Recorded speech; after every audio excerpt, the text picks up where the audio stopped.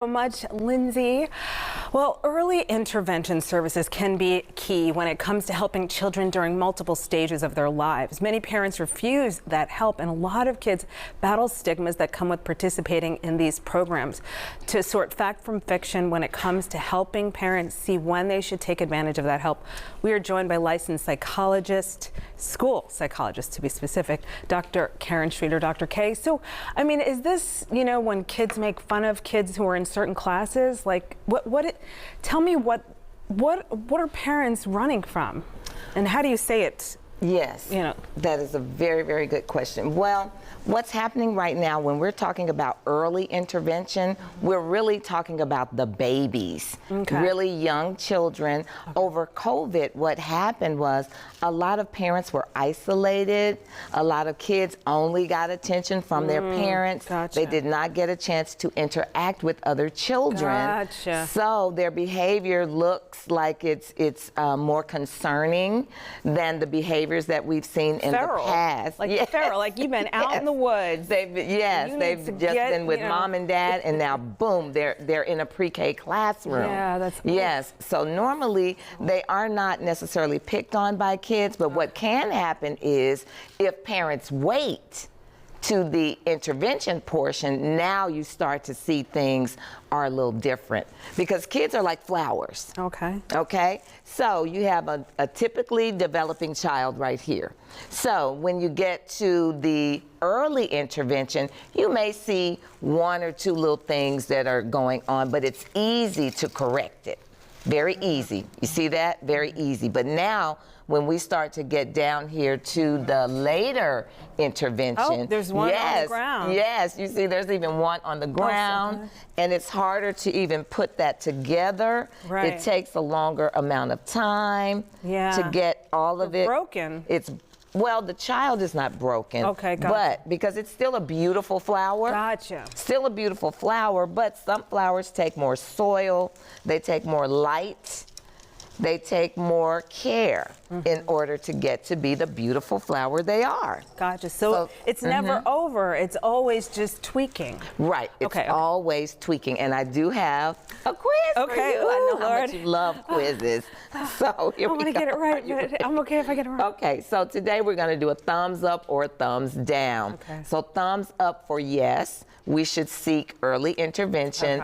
Thumbs down for no, it seems like a typical developing child. Okay?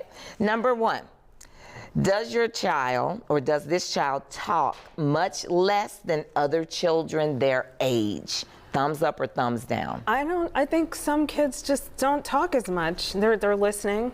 They're listening, but thumbs up. I would seek early intervention. That is one of the first indicators that a child may be not developing typically because they're not talking. And normally that's when parents start to really understand the child is 3 and they're still not talking.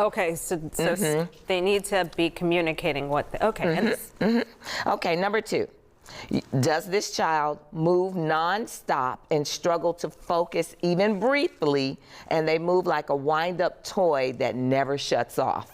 I feel like they need to go and get some help, because, when I can't sleep, I know there's something, like I've got to, like, why am I, and then, but I have methods of figuring out what's going on here. Why am I not sleeping? But now sometimes it's hard for parents to distinguish that if they can't compare them to another kid, and they've only been with them and they've been chasing them all of their lives. They don't see that that's different. You're eye blind. Yes. How do you? Yes, you're like, oh, that's how all kids are. No, children should be able to focus for 1 minute per year of age. So can you explain that? So if a child is 3 years old, they should be able to focus and attend to something for 3 minutes. Ooh, that's a good marker. Yeah, so that's a good marker. Ooh. So the next one is, let's think about this little baby.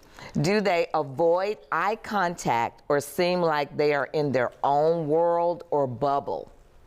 I would say they need help. Yes. Avoiding eye contact is like there's something. You're hiding. But some parents are just tossing it off like, oh, she's shy. It's beyond shy. If they don't look at you and they're not even aware that you're there, you need to seek early intervention. You're doing very well with this one. Okay, here's another one.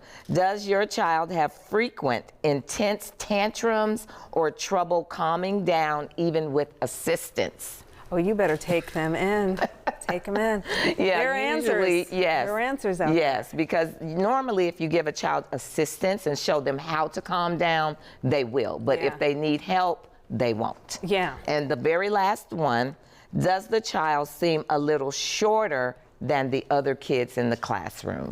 Thumbs down. Some people grow at a different yes. rate. Some flowers are taller, some flowers are shorter, taller, shorter, and there's nothing wrong with have me. higher heels and on. there's nothing wrong with you.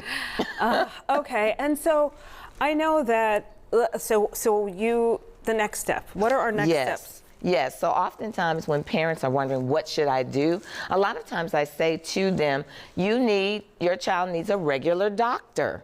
Does your child see a doctor on a regular basis? And that's very important because they establish a baseline for the child. Pediatrician, Yes, hospital the hospital follow-up. If something was wrong during the birth, the hospital will follow up.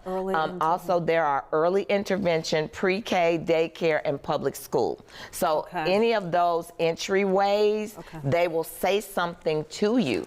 And what you have to do as a parent is answer them back. Not fight them, and know that they are just trying to make sure that your baby ends up and blossoms in a way so they can be a beautiful flower. So parents they take it personally as opposed to saying, sometimes we can they just do. fix this and Exactly, because they assume that when you say they need help, that means you're giving them a diagnosis that something is wrong. But that does not necessarily mean something is wrong, but it does mean your child may need more things in order to develop like a typically developing child. All right, thank you so much, Dr. K. Thank you. Oh boy, this is how you can check out Dr. K. She is everywhere on all the social media. There's even a telephone number. Yes. And really appreciate your time and insight. Whew. Thank you. And there's more Live at 9 ahead this morning. If you need help restocking your beauty bag, we're going to take a look at some of the trending products on shelves now. And then coming up a little later, a group of local artists and musicians want to bring a little soul into our lives. We're going to learn how they're doing this and where you need to go to get it in just a few minutes.